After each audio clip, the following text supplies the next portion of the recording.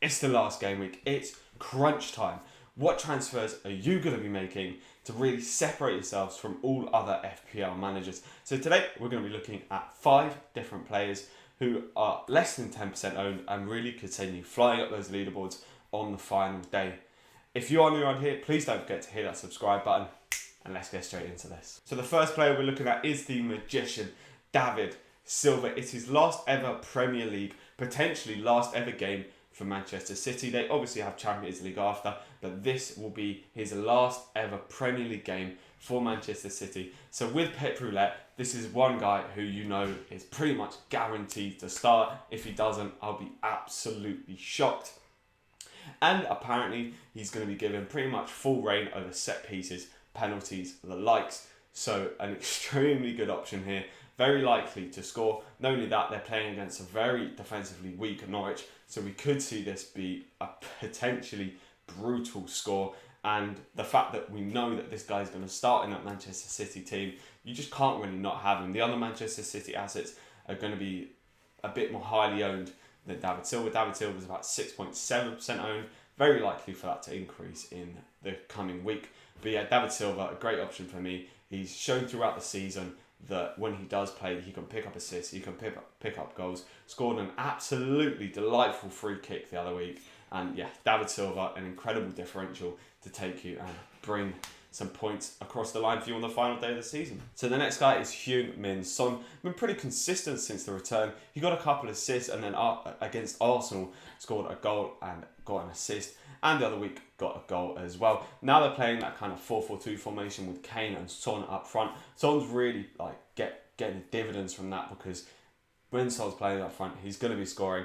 I'm also a Crystal Palace fan, and whenever Son plays against us, I am scared. He's got an incredible record against Palace. He actually scored his first ever goal for Spurs against Palace and scored a brace in the reverse fixture earlier on this season. So whenever the fixture comes around, I'm always just like, if you want some FPL advice, get Son in your team. He always plays incredible against Palace. And yeah, that's just the knowledge I have from being a Palace fan, is that Son is just the guy who I'm always terrified of when it comes down to the fixture. But for an FPL purpose, it kind of helps a little bit, even though personally I hate putting players in my team that we're playing against. But Son, an incredible option. Been on some good form of late, and you can definitely see that continuing against Palace. Potentially, definitely, well, I'd almost expect him to pick up a goal, maybe even more in this game. But yeah, Son, about 8% owned. Definitely a very good player to fit in your team. Antonio. This man has been on fire, on electric form of late. He scored the Premier League's first ever 4 goals in one game. As my mate coined it, he scored the quadrati.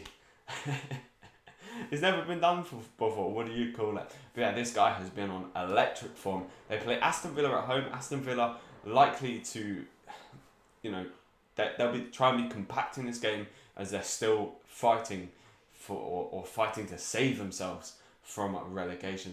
But we saw how West Ham dismantled a kind of relegation battle in Watford, and Antonio was at the heart of that attack, and we can expect that to happen again against Aston Villa, who have been very leaky throughout the season, and when the Premier League's returned, they've also been extremely leaky. So we can definitely expect Antonio to potentially put that final blow in for Aston Villa, send them down by scoring a couple of goals.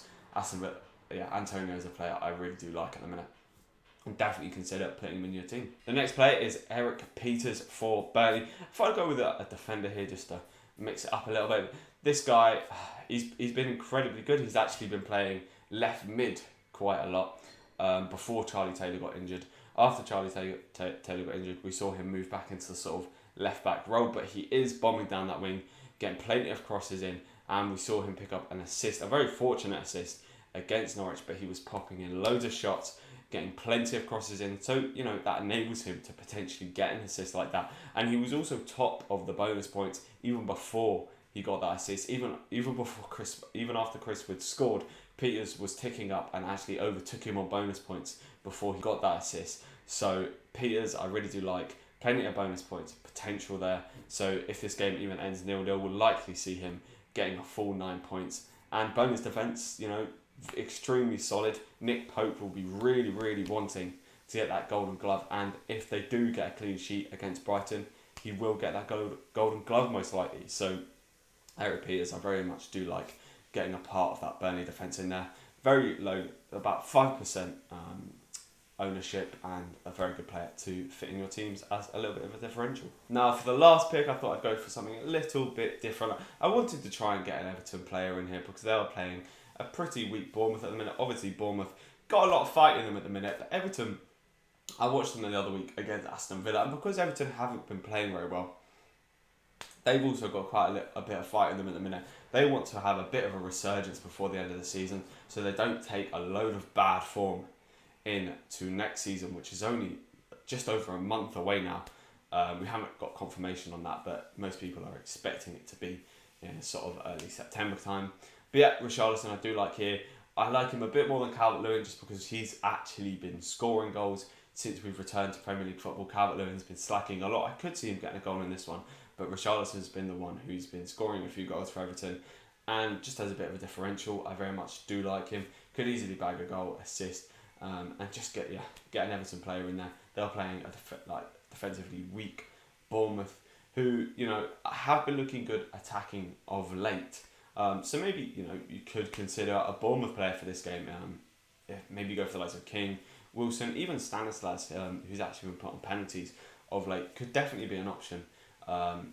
Because Bournemouth really, if it comes down to that last day, we are likely to see all those teams put up a massive. They could come in with absolutely huge performances. So I don't mind the likes of Bournemouth players, but I just have to get Richarlison in there just as something a little bit different. But yeah, if you have enjoyed this differentials video, please don't forget to hit that like button or subscribe button, and I'll see you soon.